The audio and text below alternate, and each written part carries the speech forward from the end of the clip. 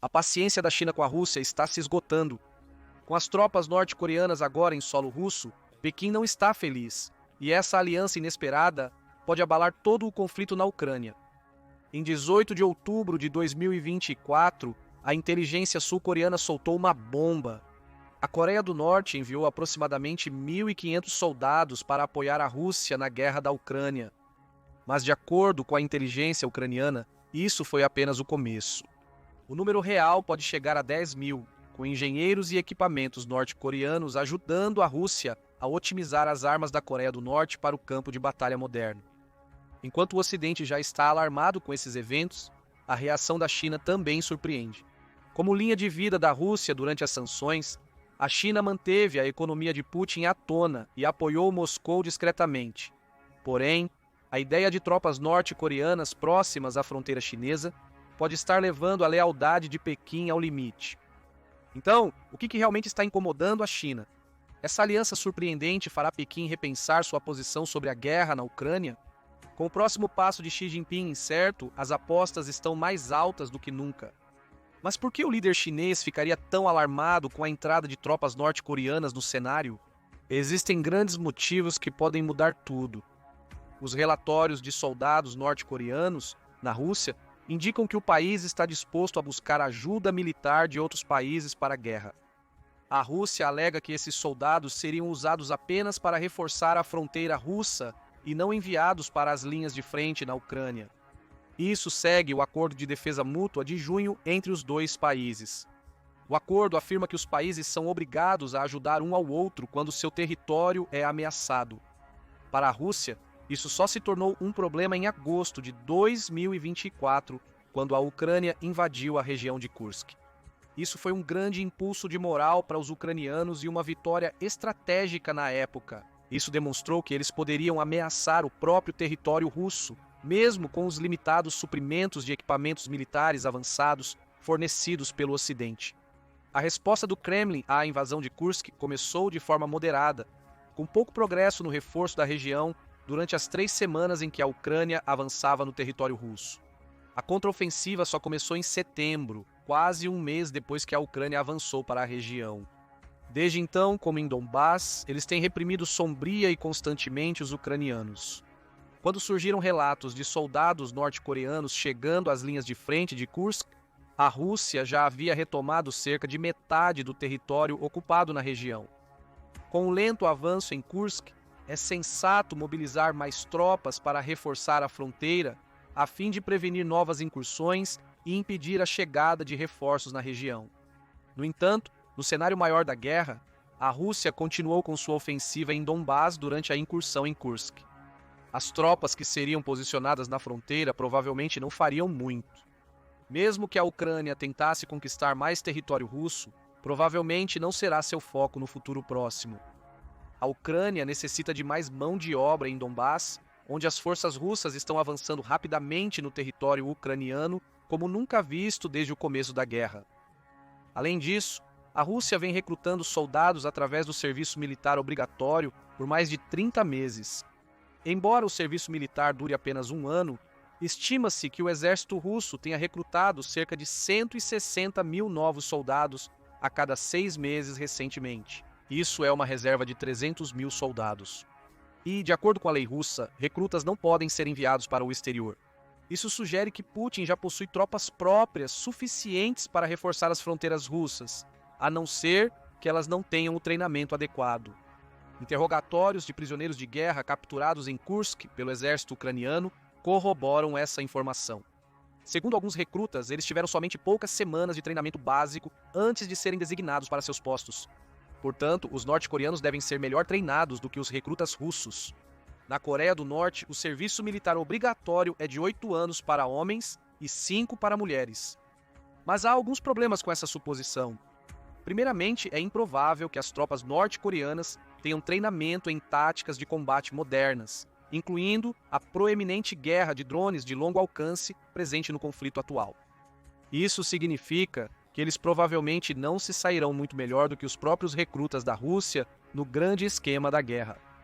Em segundo lugar, é duvidoso que a Coreia do Norte enviaria suas melhores tropas para defender o território russo. é mais provável que os soldados enviados sejam destinados a desempenhar o mesmo papel de recrutas inexperientes no exército russo até agora: carne para canhão. Se as tropas não farão diferença significativa, por que a China está insatisfeita com a presença delas lá?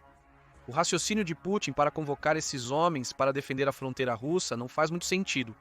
Se eles só vão defender a fronteira, o Ocidente pode decidir fazer o mesmo na Ucrânia. Se a Organização do Tratado do Atlântico Norte enviasse tropas armadas à Ucrânia para defender sua integridade territorial, o resultado seria igual às ações de Putin. A Organização do Tratado do Atlântico Norte e a Ucrânia não têm um pacto de defesa mútua como a Rússia e a Coreia do Norte, então isso seria uma séria escalada. Putin provavelmente faria mais ameaças nucleares, mas isso certamente cruzaria mais uma das linhas vermelhas que ele traçou nos últimos 33 meses. Mas se Putin decidir usar os soldados norte-coreanos ofensivamente na Ucrânia, em vez de posicioná-los defensivamente, então todas as apostas estariam canceladas. Com um terceiro país oficialmente entrando no conflito, a operação militar especial viraria uma guerra que poderia se alastrar por vários países e regiões. Pode haver um conflito direto entre a Organização do Tratado do Atlântico Norte e a Rússia, além dos norte-coreanos. Se isso ocorresse, a China teria uma escolha difícil. A China tem um pacto de defesa mútua com a Coreia do Norte desde 1961. Se a Organização do Tratado do Atlântico Norte atacasse a Coreia do Norte, teria que defender seus aliados. Se a China não apoiar a Rússia na guerra, a maioria dos especialistas acredita que a Rússia provavelmente perderá um conflito não nuclear contra as forças combinadas da Organização do Tratado do Atlântico Norte. Se a Organização do Tratado do Atlântico Norte conquistasse a Rússia, a China perderia os recursos russos baratos, dos quais depende fortemente. Isso inclui petróleo, gás e outros recursos naturais, como água potável, minerais e madeira, que vêm todos da Sibéria. A indústria carente de recursos e os centros populacionais do norte da China, que demandam muita água, entrariam em crise. Porém, se a China entrar na guerra, sua economia pode não conseguir suportar tal esforço. Os Estados Unidos controlam o Estreito de Malaca, rota principal do comércio naval entre a China, Europa, África e Oriente Médio. Se a China entrasse na guerra, os Estados Unidos possivelmente seriam convocados para liderar a frente oriental do conflito. Então, a guerra poderia se propagar para incluir os outros membros do Quad, Japão, Austrália e Índia. Os Estados Unidos e aliados no Indo-Pacífico poderiam bloquear o acesso da China ao Oceano Índico e possivelmente outras rotas navais no Mar da China Oriental. A China teria apenas corredores terrestres para negociar com a Ásia Central e chegar a portos no Oriente Médio e no Golfo Pérsico. Haveria pesadas sanções e embargos. Ferrovias e rodovias são alvos fáceis para a Organização do Tratado do Atlântico Norte. A economia chinesa pode entrar em colapso rapidamente, sobretudo se a guerra se estender. Mas existe uma terceira opção. A China pode entrar em guerra contra a Rússia. Apesar de serem aliados completos atualmente, os dois países não mantiveram relações tão amigáveis durante a maior parte da história. No século XIX, a China imperial perdeu vastos territórios para outros países, incluindo a Rússia. A atual Manchúria Exterior, que compõe a maior parte da fronteira leste entre China e Rússia e liga a Rússia à Coreia do Norte, foi tomada da China pela Rússia naquele período. Apesar de não haver reivindicações oficiais, mapas recentes do Ministério dos Recursos Naturais da China renomearam as principais cidades da Manchúria Exterior com seus nomes históricos chineses. A China também exigiu que mapas internacionais usem esses nomes. Então, por que a Manchúria Exterior é tão importante para a China? O controle da Manchúria Exterior não apenas expandiria uma região densamente povoada da China, mas também possibilitaria a tomada de toda a Sibéria e o extremo Oriente Russo. Devido às condições severas, a Rússia tem pouco controle, infraestrutura e população na região. As duas maiores cidades possuem cerca de 400 mil habitantes cada.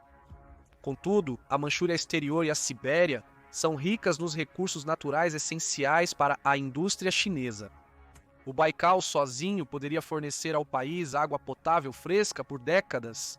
Empresas chinesas planejaram comprar terras ao redor do lago, mas o governo russo interveio e cancelou o projeto devido a protestos locais.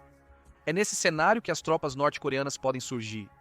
Putin pode usar a Coreia do Norte como zona tampão contra a China, em vez de usá-la para defender a Rússia contra a Ucrânia.